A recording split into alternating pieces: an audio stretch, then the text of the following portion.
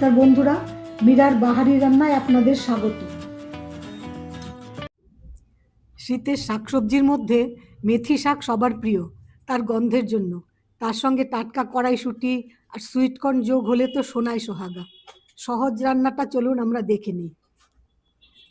আমি প্রথমে শাকগুলোকে ভালো করে কুচিয়ে নিচ্ছি। আগেই আমি ধুয়ে নিয়েছি, এবার কুচিয়ে নিচ্ছি।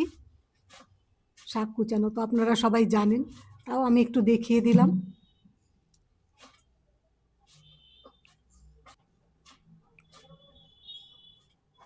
এরকমভাবে আমি পুরো শাকটা কুচিয়ে নিয়েছি।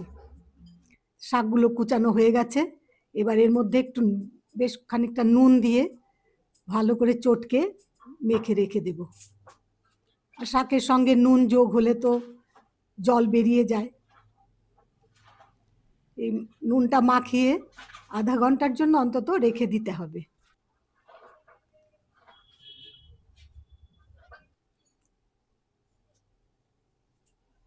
সব কিছু রেডি হয়ে গেছে, অন্যান্য ইনগ্রিডিয়েন্টসও রেডি। চলুন সহজ রান্নাটা এবার দেখে নিই।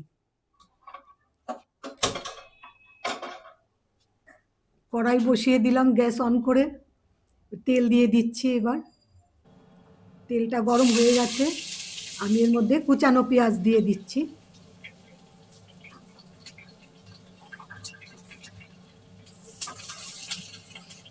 পেঁয়াজটাকে একটু লালচে করে ভেজে নিতে হবে। পেঁয়াজ, এখানে একটা বড় পেঁয়াজ রয়েছে। এবার এর মধ্যে রসুন বাটা, আদা বাটা দিয়ে ভালো করে কষাতে হবে। ভাজা পেঁয়াজ, আদা, রসুন বাটা সব কিছু মিলে সুন্দর একটা গন্ধ বেরোবে। এই সময় একটুখানি জল দিয়ে কষাতে হবে, তাহলে ভালোভাবে কষানো হবে আর পেঁয়াজটাও একটু সেদ্ধ হবে।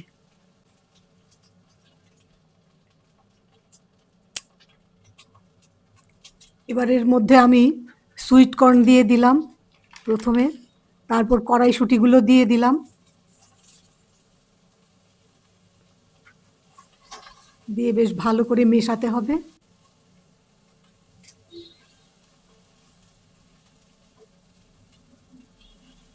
বন্ধুরা, যারা আপনারা আমার চ্যানেল দেখছেন, আমার রান্না কেমন লাগছে কমেন্টে অবশ্যই জানাবেন। এবার আমি যে মেথি শাকগুলোকে নুনের মধ্যে মাখিয়ে রেখেছিলাম, সেইগুলো থেকে জল চেপে চেপে কড়াইয়ের মধ্যে দিয়ে দিচ্ছি। তাতে তেতো ভাবটা একটু চলে যাবে আর শাকটাও ভালো সেদ্ধ হবে। সব শাকগুলো দেওয়া হয়ে গেলে ভালোভাবে নেড়ে চেড়ে মিশিয়ে একটু ভাজা ভাজা করে জল দিতে হবে। আর মেথি শাকটা যেন সেদ্ধ হয় সেটাও দেখতে হবে।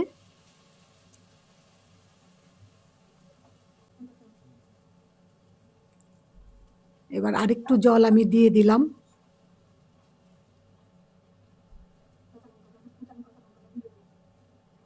আমার চ্যানেলটা আপনারা সাবস্ক্রাইব করবেন, কমেন্ট করে অবশ্যই জানাবেন কেমন লাগলো। আমি এখন দুটো কাঁচা লঙ্কা দিয়ে ঢাকা দিয়ে দিলাম। জলটা শুকিয়ে এসছে, ঢাকা খুলে দেখিয়ে দিচ্ছি, জলটাও শুকিয়ে গেছে। এবার একটু ভাজা ভাজা করে নিতে হবে। এবার খানিকটা আমচুর পাউডার আমি এখানে দিয়ে দিচ্ছি। আমচুর পাউডারটা দিয়েও ভালো করে মিশিয়ে দেবেন।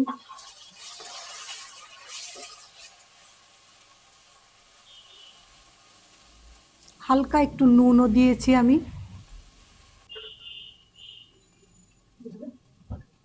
এবার একটু জলের মধ্যে কাজু বাদাম বাটাটা গুলে দিয়ে দিচ্ছি।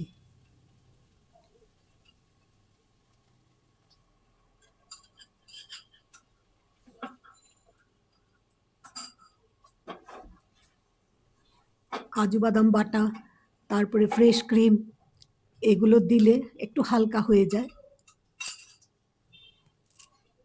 টেক্সচারটাও ভালো আসে। একটু জল দিয়ে এবার বেশ ভালো করে ফুটিয়ে নিতে হবে।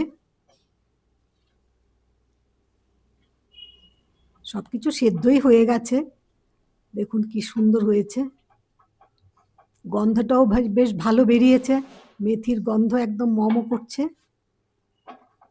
নুনটা আপনারা টেস্ট করে নেবেন।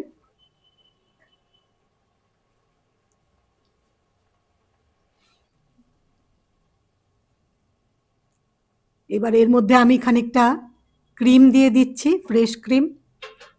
দেখুন দেওয়ার সঙ্গে সঙ্গেই টেক্সচারটা পাল্টে গেল,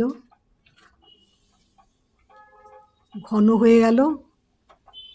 আর স্বাদটা তো আপনারা নিজেরা টেস্ট করে বলবেন। রান্নাটা অবশ্যই ট্রাই করবেন।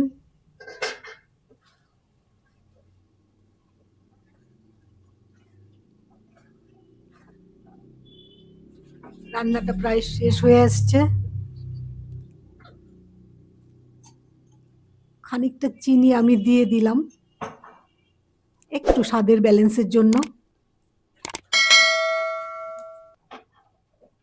এই প্রিপারেশনটা গরম রুটি, তন্দুরি আর সাদা ভাতের সঙ্গেও আপনারা সার্ভ করতে পারেন।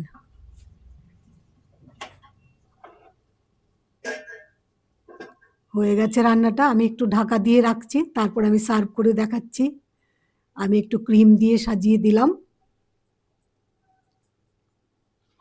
দেখা হবে অন্য পর্বে, অন্য একটা নতুন রেসিপিতে। ধন্যবাদ।